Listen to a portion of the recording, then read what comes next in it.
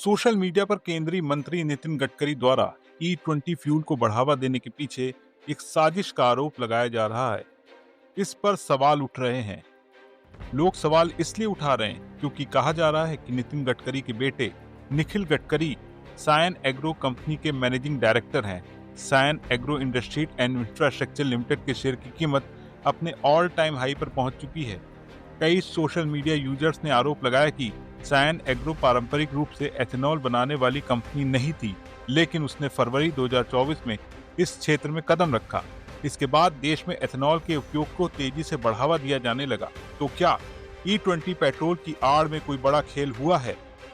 इस वीडियो में आपको बताएंगे क्यों E20 पेट्रोल पर सवाल उठ रहे हैं, ये पूरा मामला क्या है, क्या सच में इससे गाड़ियों का माइलेज गिर रहा है? चलिए आपको बताते हैं। इस वक्त भारत में मिलने वाले पेट्रोल में 10 से 20% तक एथेनॉल मिलाकर बेचा जा रहा है।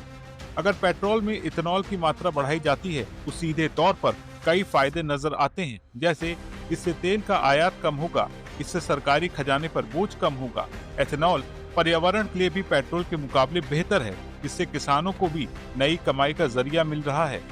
लेकिन फिर इसे लेकर इतने सवाल क्यों उठ रहे हैं? अब बात इसी पर करते हैं। दरअसल जो पेट्रोल का एंड यूजर है, यानी कार और बाइक चलाने वाला आम आदमी, उसे कई तरह के नुकसान होने का डर है। मिसाल के तौर पर अगर आपकी गाड़ी में 20% एथेनॉल वाले पेट्रोल को लेकर बदलाव और जरूरी इंतजाम नहीं किए गए हैं तो आपको कई तरह की शिकायतें आ सकती हैं। एक्सपर्ट्स के मुताबिक बिना E20 के प्रावधान वाली गाड़ियों, जिसमें ज्यादातर 2023 के पहले वाली गाड़ियां शामिल हैं, उनके इंजन में जंग लग सकती है, रबर प्लास्टिक खराब हो सकते हैं और माइलेज भी घट सकता है। यहाँ तक कि कुछ मामलों में इंजन फेल होने का रिस्क भी बताया जा रहा है।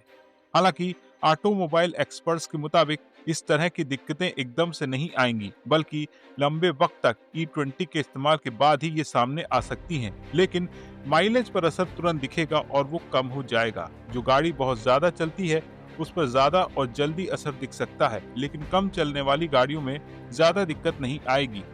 पेट्रोल में एथेनॉल मिक्स का कितना असर होता है, इसे लेकर बड़े लेवल पर स्टडी नहीं की गई है।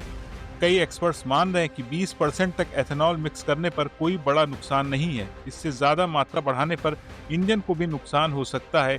इससे बचने के लिए कंपनियों को मैन्युफैक्चरिंग के दौरान ही कई तरह के बदलाव करने होंगे।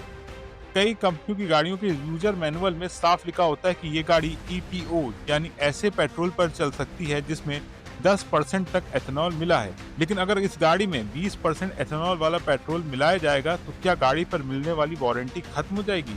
इस पर अभी कोई क्लैरिटी नहीं है। इसके अलावा अगर एथेनॉल मिला पेट्रोल डलवाने के बाद कार की मेंटेनेंस कॉस्ट बढ़ती है या फिर माइलेज कम होती है तो उसको कैसे कंपनसेट किया जाएगा, ये भी एक बड़ा सवाल है। और एक सवाल ये भी है कि एथेनॉल मिले पेट्रोल की कीमत नॉर्मल पेट्रोल के मुकाबले कितनी कम रहेगी, इसका यूजर को कुछ फायदा मिलेगा भी या नहीं।